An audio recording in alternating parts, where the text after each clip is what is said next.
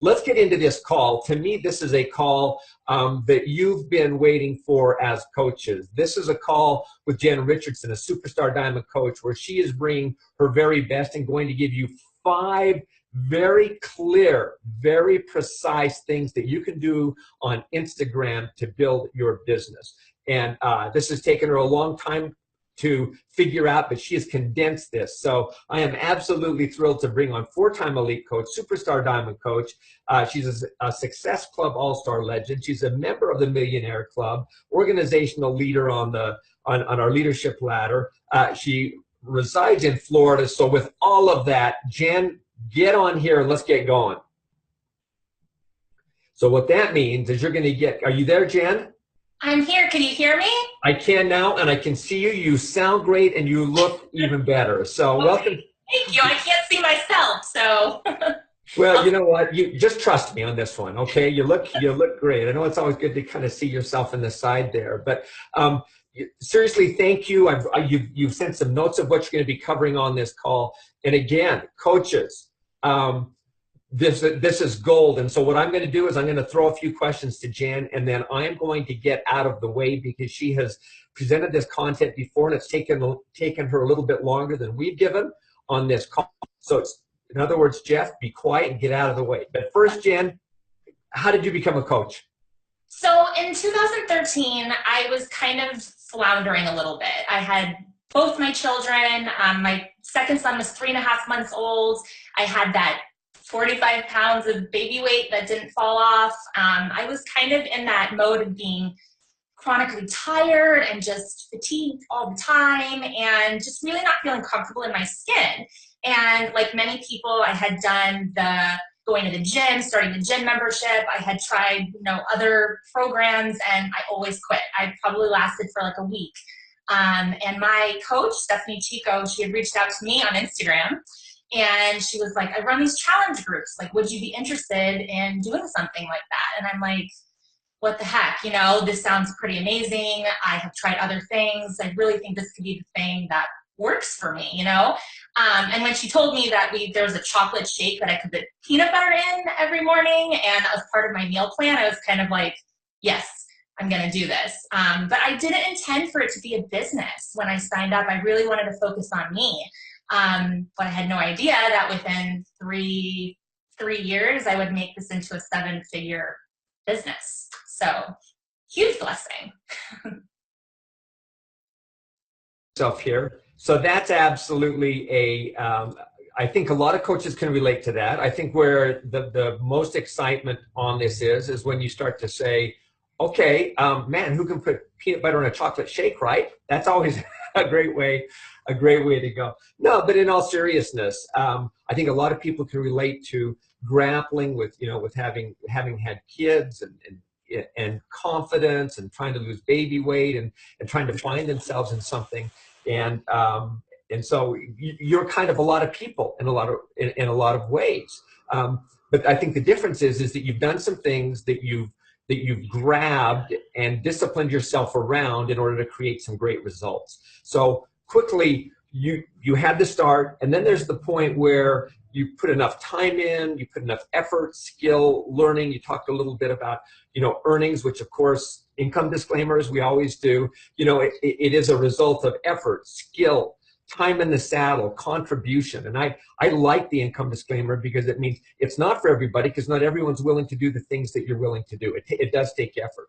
But when did it start to take off for you, Jenn? I really think that it was the end of 2013. I had been watching a lot of other coaches that had started the same time as I had, and they were doing amazing things with their business. And I was watching them sharing, what financially had changed for them and just how their team had grown.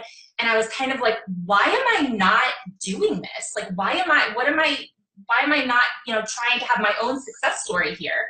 And at the end of the day, and I think a lot of people can probably resonate with this, is I was scared. I was scared of failing. I was scared of what other people would say about me. I was scared that I had gotten a degree and now I wasn't going to use it. So there was all of this like negative self-talk that I was having with myself.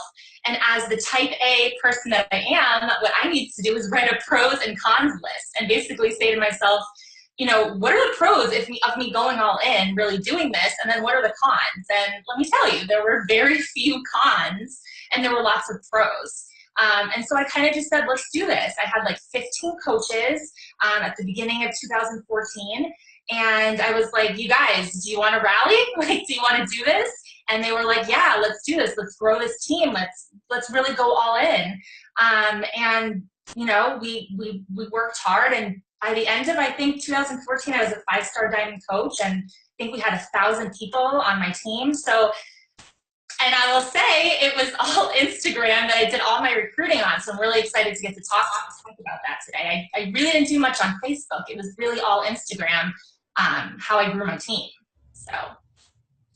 So let's jump into that then, because I think that, like you said, you grew it on Instagram. Before you get there, I want to just point out the fact that the business started to take off, newer coaches. She had a small team. They made a decision. They said, let's go for this. Again, every point of the way, you've got to be intentional about this business to be successful. And then if Jen's going to jump in here now, and I'm going to get out of the way so she can do her 5 points, there is an intentionalness that has to take place in order to be successful all the way along. And so, Jenn, I'm going to toss it over to you to talk about Instagram, the 5 points, and take it away. Okay. So I want to start with saying why I decided to use Instagram instead of Facebook when I wanted to grow my business was probably first and foremost that fear that I was telling you guys about. For me, my Facebook was entirely people I knew in real life. I had a very small Facebook page. It was, high school friends, college friends, friends and family.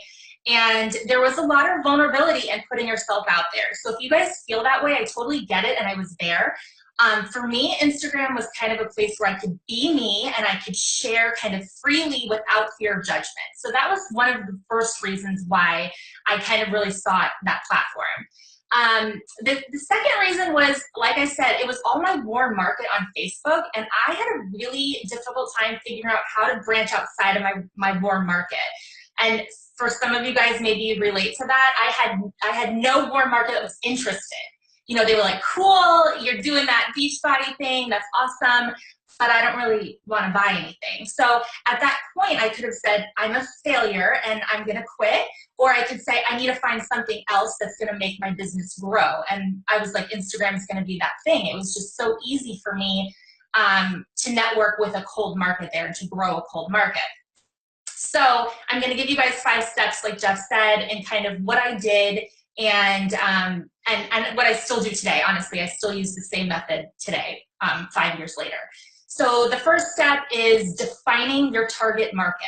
So this is so important. This is so crucial. It's the biggest step. It sounds so basic, but if you don't know who you're going after, you are literally just going to be putting posts up on social media and they're not going to stick, because the person that you're trying to attract, they aren't going to see it because you aren't honing in on really who you are looking to, bring to your page and attract back to you.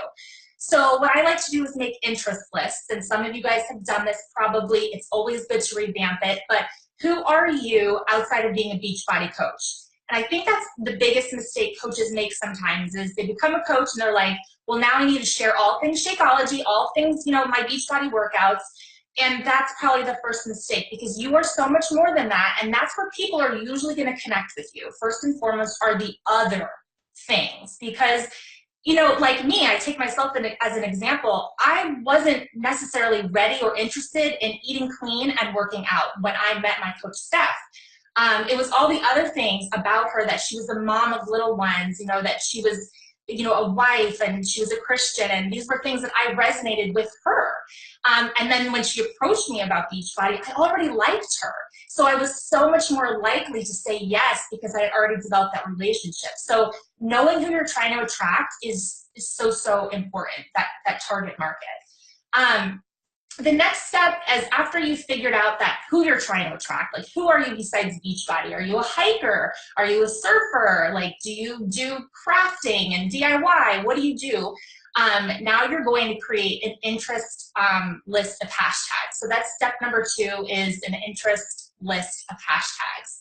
I can't share it right now, but after the call's over, I'm going to share with you guys a website that I use to generate my hashtag lists. So I have a couple different hashtag lists that I use. For me, I'm a mom. I live in Florida. That's like a big part of my niche market, and I do a lot of yoga. So those are my interest lists, and I use this website. I plug in those topics, and it'll be different for all of you guys. But I plug in those topics, and it basically spits out this list of popular hashtags for those interests. Like, you can't get more basic than that. It's pretty easy. And I have about, I would say like 15 or 20 hashtags for each interest that I use. And I use those for a couple different purposes. One of them is to engage with other people. How do I find them? You know what I mean? Like, how are you trying to network with these people and locate them in the first place? And I go through these hashtags to do that. And how do I use these hashtags to grow my following? Because at the end of the day, guys, what do we want? We want to have more people seeing our posts because that's how you're going to make the connection, right? So what I do is I follow 100 people a day. And that number sounds big, and I know it sounds a little daunting, but if you space it out throughout the day, it's really not that bad. But again, these numbers are my numbers. You need to look at them from your lifestyle and what works for you and what you have time for. But I do 100 a day. My method that I use is called follow, unfollow method. So I follow 100 people a day with my interest list hashtags. I switch it up by the day. So maybe on Monday, I'm going to use my yoga hashtag list. And then on Tuesday, maybe I'm going to use my more boy mod hashtag list. And I'm just going to switch it up. And I do this Monday through Friday. I do this follow Monday through Friday. On Saturday, I do nothing, take a little break. And then on Sunday, I use this app, and I have an iPhone. The app I use is called Cleaner for Instagram. I will link that for you guys too when I finish. But really, any followers app works. And I know there's some questioning, can I use third-party apps for unfollow and follow? You can. You just need to make sure that you're not unfollowing people too rapidly. Instagram is very sensitive about you looking like you're a bot. Instagram's no good. Any third-party bot that's trying to simulate who you are, you don't want to use that. So rule of thumb, 50 at a time in an hour. You don't want to follow or unfollow more than that. But on Sundays is when I do all my unfollows. And I do that so that I keep my number of people I'm following down. But on the same hand, do you really want to be following people that aren't following you back? And my answer is no. The people that are following you back, those are the people that you want to spend your time engaging with and working with. So on Sundays is when I do my unfollows. And then every couple of months, I will go back into that same Cleaner for Instagram app, and I will unfollow inactive followers. And basically, those are people that never engage on my posts and they never comment or anything like that. And again, that's just to keep your following number down, because you always want to have more followers than you do people that you are following. So that's what I do with that. Now back to the hashtags. So I also use the hashtags not just to find people for the follow, unfollow, but it's also to engage with people. So you guys have to understand that it's so much more than just finding people to follow you on Instagram and hoping they see your posts, because the Instagram algorithm is always changing. So if you're not interacting with these people, it's not very likely that they're going to interact back with you. So my number for that is 50 people a day that I interact with. Now you might be wondering, what do I say? What do I do? Engaging comments, like really think about what kind of comment you would want to get on one of your pictures. When I get like an emoji on one of my, like a comment that's an emoji, or like a awesome or cool, I'm always like, okay. We want something like captivating. We want something that really makes you say, wow, they read my caption. So make sure that you're reading these people's captions. Maybe ask them a question when you're looking at their post. So you want to make sure that you're really, you're engaging with them in a real way, and not just, okay, 1, 2, 3, 4, 5, and you're getting through your 50 for the day. So really engaging comments makes the world of difference, and if someone decides to follow you back and to continue engaging with you. So the engagement kind of leads into my step 4, which is messaging. And I know that is like the biggest frog for so many people. It's a little scary, but I think this is why it's scary for some people, because you're thinking of it from a cold perspective. You are thinking that you need to send out that message like, hey girl, you want to join my challenge group? Like, it's starting on Tuesday. I'm like, no, you guys don't need to send those kinds of messages. You don't. In fact, none of the messages that I send to people actually have anything to do with Beachbody at first. Remember, this is your target market. These are the people that share the same interests as you. So everything that they're posting about, you're going to be interested in, and they're going to be interested because you're sharing that same story on your Instagram. All those things that you're interested in, guys, that you wrote that interest list about, that's the story you're telling on your Instagram. So they're gonna want to follow you, and you're gonna want to follow them. So the things that you're engaging about don't need to be Beachbody related necessarily. Let me give you an example. So there was this girl that I follow. She was on one of my dream team kind of lists, and she had posted about her daughter that needed to get glasses. And my 6-year-old son, about 6 months ago, he needed to get glasses. And so I just shot her like a direct message. I was like, hey, I saw your post about your daughter needing to get glasses. Here's like a couple of tips that helped my son transition. And she was super thankful. And we kind of just went back and forth about that. And then the relationship kept growing. And we built off a commonality. But then I invited her to a free group that I was hosting. She accepted, and now she's one of my challengers in my 80-day obsession challenge group. So it takes time to get there, but if you start the relationship from a place of genuine interest and friendship and not looking at these people as a potential customer or a potential coach, but looking at them as a potential friend, I guarantee you guys, messaging will feel so much less daunting, and you will have such a better response with people, how they reciprocate with you and how they speak with you and how they interact and how they engage. So that's my step 4. And let's move into my step 5.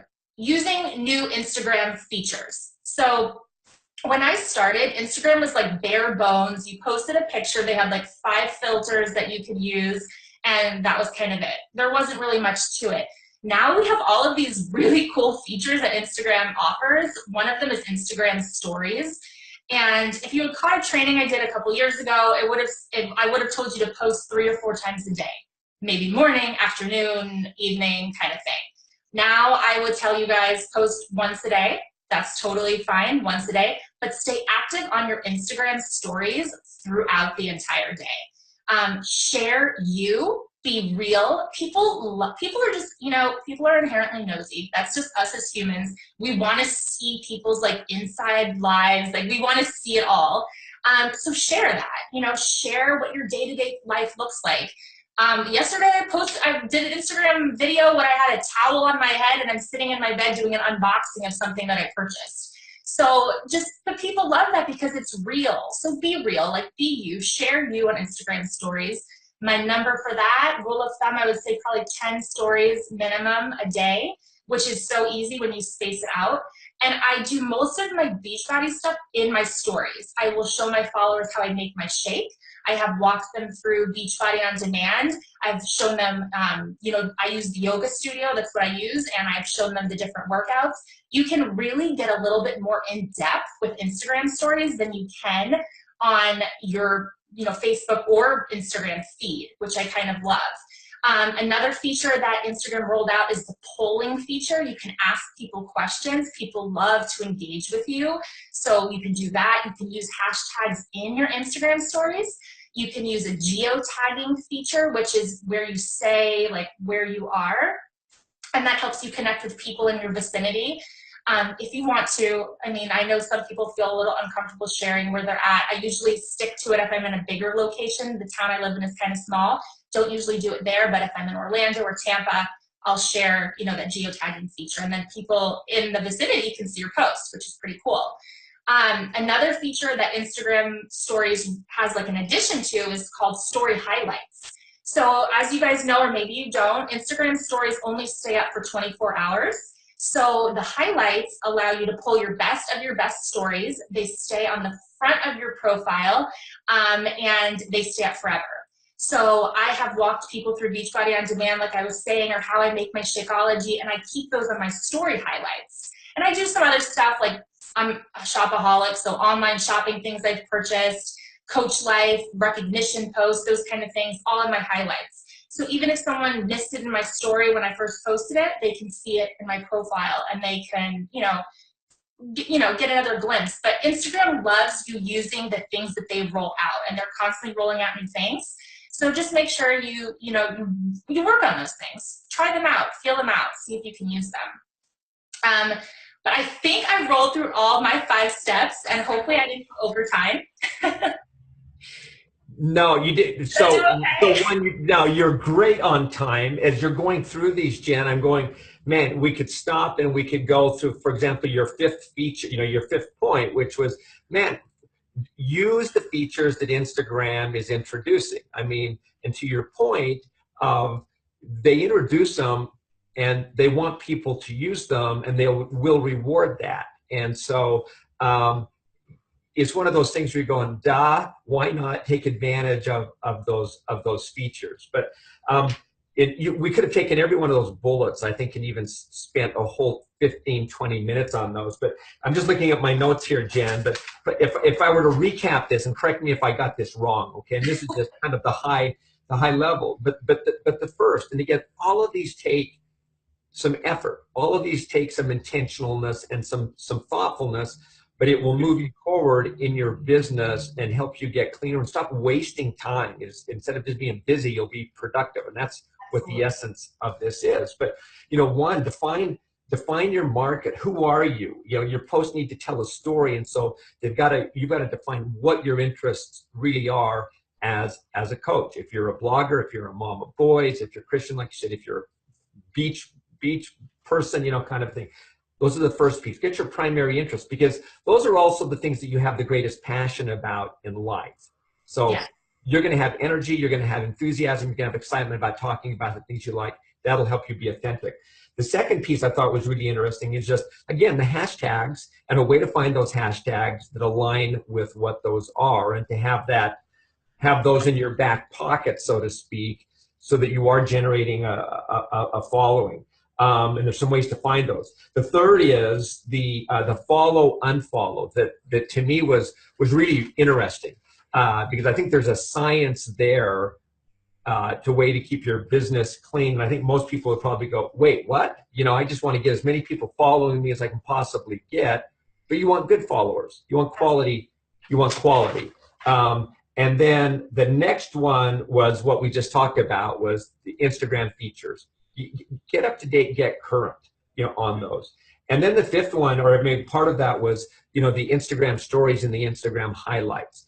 I'm going to ask you a quick question on that, because as you said that, and I'm trying to figure out Instagram a little bit, so I'm starting to do these posting things, and I go, Instagram stories, that seems work intensive. When you say 10 stories a day, that seems kind of intense. So push back on that and tell me how that becomes not intense.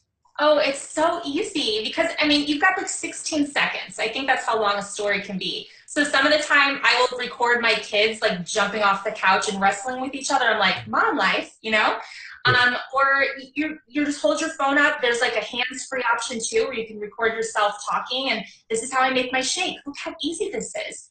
Almond milk, ice, scoop of Shakeology, banana, and you show them. But it's so much easier, I think, if we overthink it, live videos or doing video trainings on Facebook, you feel like you have to have your hair done and a nice outfit. Instagram stories, you could be a hot mess, and that's totally fine. So I think it's one of the easier things we can do, Okay, good. I'm glad you clarified, because I go, oh man, that sounds like that's tough. Okay, so you do on the Champions page, I know, have a longer version of this as well.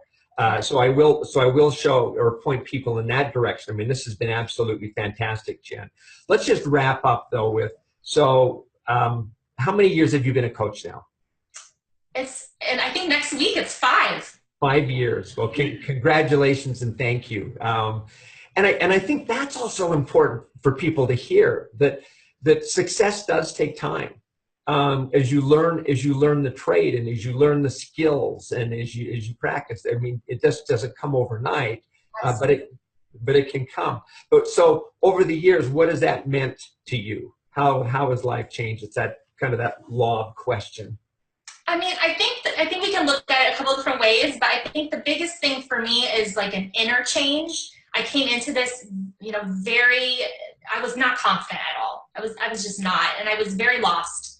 And I have found such a sense of purpose and just a sense of empowerment. And I think even if I had never made $1 in this business, to me, it would have all been worth it because of what I've gained as far as like emotional and physically. I mean, I've lost 45 pounds. I've maintained that weight loss for 5 years. Like most people can't say that, it comes and goes. So that's been huge. But the biggest and most exciting thing that we've been able to do, and income disclaimer, but we're building our dream house right now. We're moving to Tampa in the summer and our house is almost done. It'll be done in April, and we never could have done that without Beachbody. So there's just so much that goes into this. And for new coaches that are watching and they're like, I haven't seen success and it's been 3 months, it takes time. And I'm so glad you said that because it really does. If I had given up after my first year, my first year I maybe made $300 and I was a diamond coach. So it really just depends on how much effort and time you want to put into building your business, but the sky's the limit when you're ready to dial in and really be intentional, like you said. Well, Jen, thank you so much, and I appreciate the close on that.